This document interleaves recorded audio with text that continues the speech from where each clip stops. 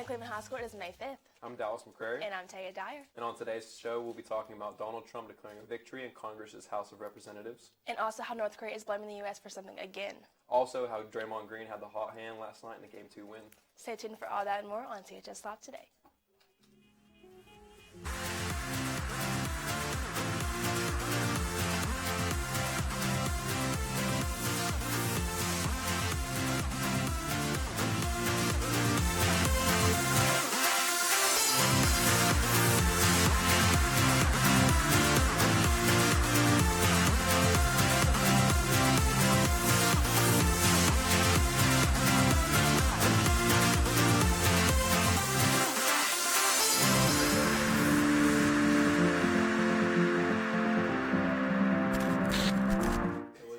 We're live in the studio and have a great show planned for you today. That's right.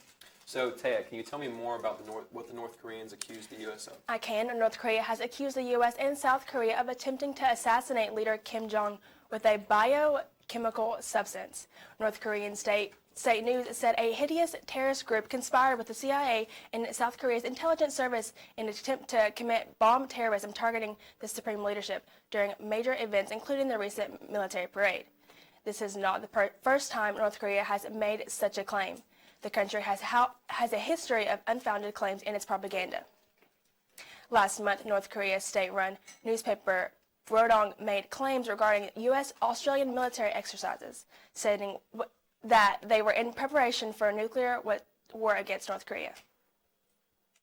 President Trump's declaring victory as the House of Representatives passes a bill to repeal and replace Obamacare.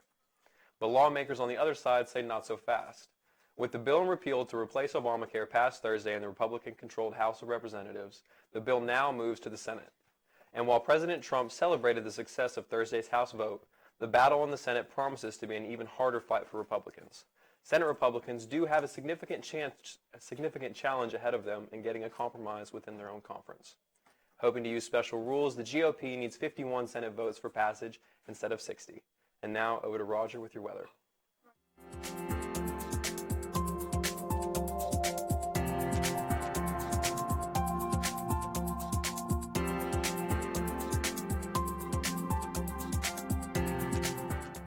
Hello and good morning, CHS. This is your CHS Live weather. And the temperature today is definitely a little weird for a May Day. We have a high of 53 degrees and a low of 42. It's also looking rainy at around 12 p.m., so keep your eyes peeled for that. In national news, an entire 18-wheeler is submerged in water on Highway 37 in Jackson County, Arkansas, about 90 miles northwest of Memphis. The Jackson County Sheriff's Office took part in several water rescues today, including the driver of this 18-wheeler. After they say he ignored road closure signs, he drove right into high water. Meanwhile, further north, welcome news for the people of Pocahontas, where flood waters have finally begun to recede. The Black River has dropped at least 3 feet since Tuesday evening, but it's still well above flood stage, making damage assessments difficult. And now, over to a short break.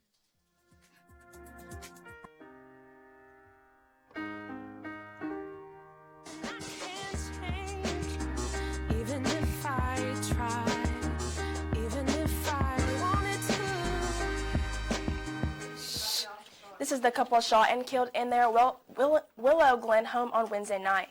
France and Linda, the accused shooter, their daughters, were not at home at the time, but her two brothers were, ages 13 and 20, where the 20-year-old managed to escape and the 13-year-old was eventually released. Police ended up shooting the suspect when he pointed his handgun at them. Neighbors said the gunshots could be heard throughout the area. Police did say the suspect had a history of domestic violence and an active criminal restraining order filed against his ex-girlfriend and history of mental illness. You would not think many people can say that Darth Vader has worked on them at the hospital, but it's actually more people than you may think.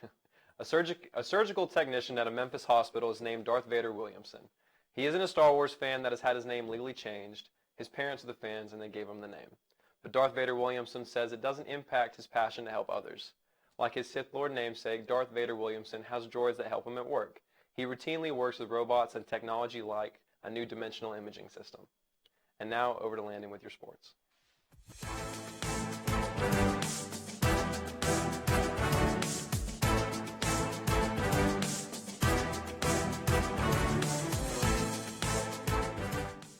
What's up, guys? There are no games today. In national news, Draymond Green showed Quinn Snyder his hot hand and range up close, knocking down 5 3-pointers, scoring 21 points before a brief knee scare late in the Golden State Warriors' 115-104 victory over the Utah Jazz on Thursday night for 2-0 lead in the Western Conference semifinals.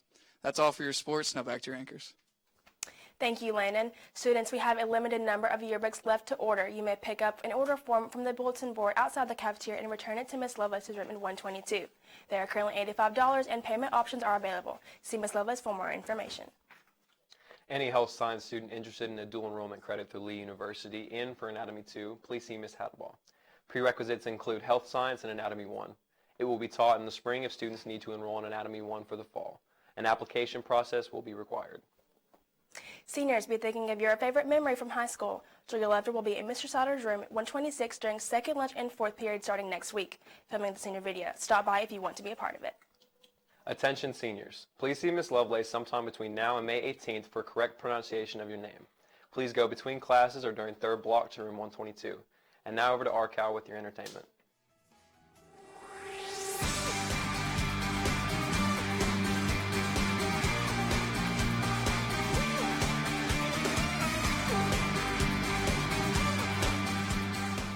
Thanks, Dallas. Greg's Anatomy might be losing one of our favorite doctors, Dr. Edwards. The show has been planning all season long that Dr. Stephanie Edwards might not be emotionally stable enough to handle the pressure that comes along with being a surgeon. With the major cracking after the first cellular surgery resulting in the death of a child. Tonight's episode, a child gets rushed to the ER with a brain tumor. The problem is the father of the child's religious beliefs rejects medical help. Stay tuned to find out what happens. That's all the entertainment news I have for you today. Now, back to you, anchors. That's all for your CHS Live today. Be sure to follow us on Instagram at CHSLive. Have a great day, CHS, and happy Cinco de Mayo.